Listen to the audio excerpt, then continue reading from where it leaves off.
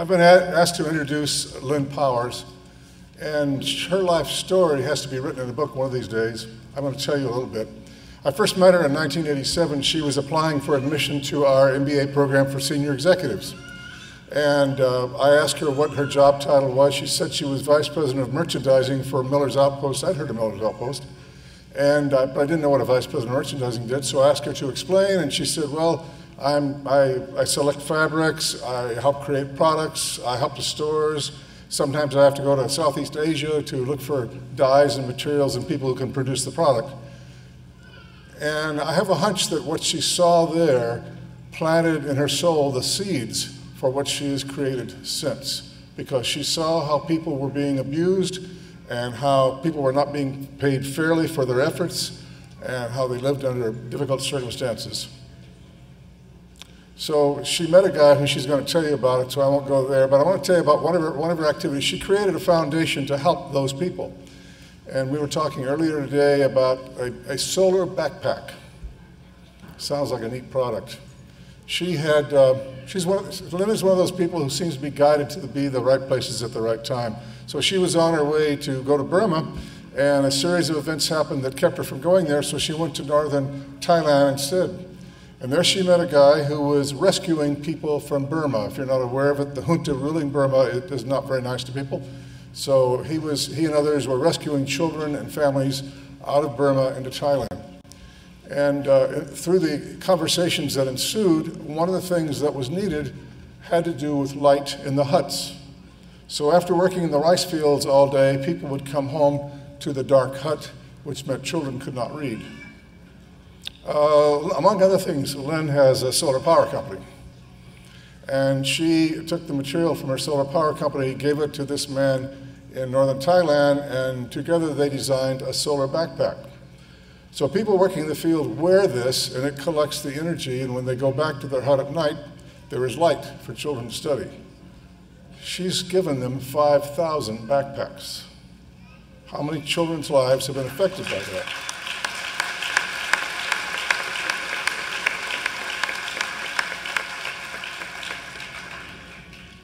Dr. Benton, it's my pleasure and honor to present Lynn Powers, a proud member of the class of 1991, for the 2010 George L. Graziadio School of Business and Management Distinguished Alumni Award.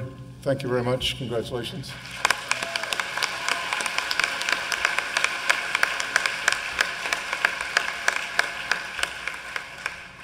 Thank you, Wayne, for that lovely introduction. I appreciate it. My thanks also to President Benton, Dean Livingstone, the regents, and all the faculty and staff. I'm really, really proud to receive this award because I truly honor and respect what this institution stands for in its values and purpose. First of all, congratulations, graduates. What a great day for you and your families. I remember very clearly sitting there in those seats where you're sitting today, feeling a sense of accomplishment, a sense of anticipation. I knew I was on the cusp of something really exciting, but I had absolutely no idea what path my life would take. For one thing, you would have never convinced me that I would trade those views of the Pacific Ocean for the views of the Rocky Mountains of Colorado, but that's only the beginning. When I came here 20 years ago, I was an executive at Miller's Outpost, which was a large retail organization at the time. I was on the fast track. I was really doing well. I thought, you know what? I should be running this company. If only I had my MBA. So I came to Pepperdine to get that. But a pivotal moment came to me in that first weekend of my PKE program. You probably remember your first day of business school. Well, I walked in the room, and there were only 2 women in the class. I'm glad to see it's changed since then. But during that first weekend, Dr. Strom, a professor of organizational behavior, told us all to take a comfortable position on the floor, close our eyes, breathe, and think of nothing. We were going to learn to meditate. Well, that was very difficult for me at that time because I was one of these people that was constantly moving and constantly going. It was even made more difficult by the fact that most of the guys around me were snoring. But what it did make me realize is that while I came to Pepperdine for an education, what I received was a transformation. Looking back over this time, I can clearly see the benefits of the Pepperdine MBA. It was a great education, and I use it every day in my business life. But even more so, it gave me a deep knowledge of my own personal strengths, an awareness of the choices and opportunities that exist, and the ability to go inside and make decisions in touch with my values. And most of all, the inspiration to do good in the world. I credit Dr. Strom for the role he played that weekend and for the leadership he brought to my life and continues to bring to this institution. Thank you very much. Let's give him a hand, come on.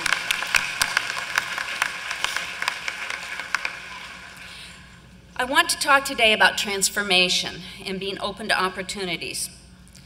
Through your experience here at Pepperdine, I hope you feel strengthened by a sense of possibility that you haven't experienced before.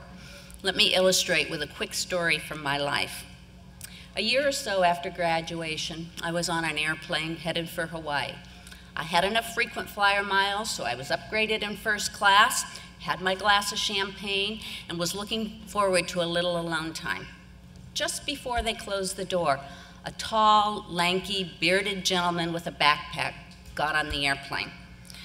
I have to admit, I said, "Oh no, hippie, please don't sit next to me," but of course he did. And soon we began talking and talking and talking. He happened to be one of the most fascinating people I've ever met. He was a Czech immigrant who came to this country with $100 in his pocket and a dream to change the world through what he called conscious commerce. He'd already started a health food store that later became Wild Oats and a corporation called Corporate Express that he'd grown to be $4 billion. During that plane ride, we discussed the concept of starting a lifestyle company that would offer products and solutions based on environmental and social responsibility. I guess a plane ride at 35,000 feet is a pretty good place for a birthplace for a company whose respect for the environment is in our DNA. Later, we would actually come to define an industry called LOHAS, Lifestyles of Health and Sustainability, that today has analyst and media coverage and has become a buzzword on 3 continents. I never expected to be recruited on an airplane by a hippie with a backpack. But that's what God provided, and I trusted it. Over the next few years, as we built the company, I made decisions and choices that were in line with my values, and values that I felt would be shared by people everywhere once they knew the impact their purchasing decisions have on the environment and their health. Now, Gaiam's over $100 million company that solarized 10,000 homes, has a presence on 4 continents, produces over 150 media titles annually, and has great partners like the Discovery Channel and Reebok. Gaiam does this while we continue to live our corporate values by providing community gardens, scholarships, exercise classes for employees, building the 2nd largest solar array in Colorado, introducing new fair trade initiatives that bring fair wages and dignity to 3rd world workers, along with paying a return of capital dividend this year. Now it's that we don't have problems or struggles. When you're launching any kind of an enterprise, whether it's a new job, starting a company, or pioneering a new direction for an entire industry, you will come up against uncertainty. You will deal with problems, obstacles, and dead ends. This will be frustrating and even debilitating unless you have an absolute understanding of your purpose in your job and your purpose in life, which, thanks in part to my Pepperdine education, I do. A lot of you may be wondering, how does this apply in today's economic climate? How can we keep our values and sense of purpose in a business environment filled with fear, anger, and negativity? In uncertain times, you have to fall back on the things you can influence. You can still prepare for your future, even if the future is only tomorrow. And you can always manage how you respond to things. Dr. Strom taught us, it is not necessary to react, but I may choose to respond. I kept that.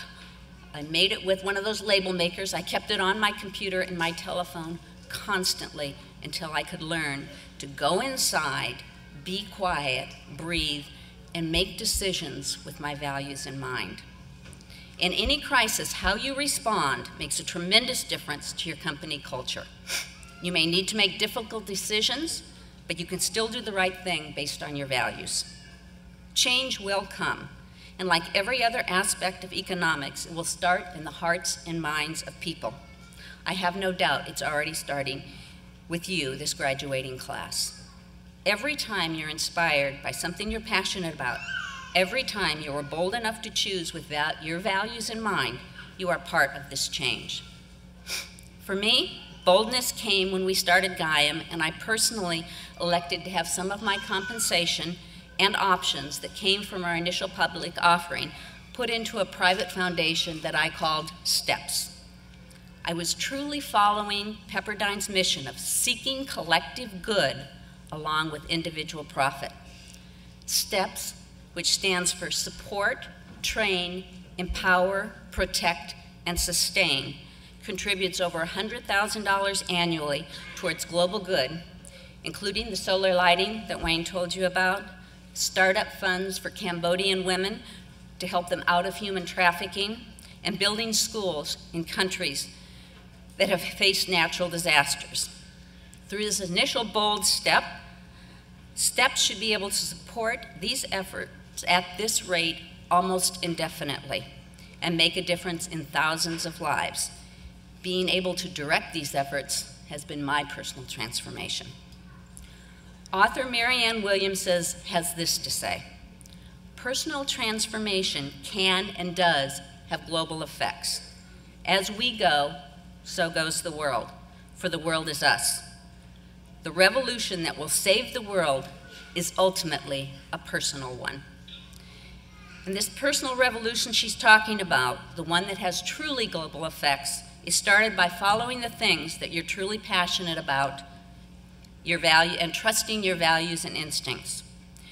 In a recent post on one of our sites, a Gaiam blogger, Cynthia James, asked a series of questions about trust and personal transformation.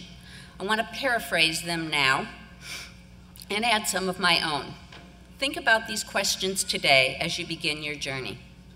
Are you savoring every moment, or are you rushing from one goal to the next?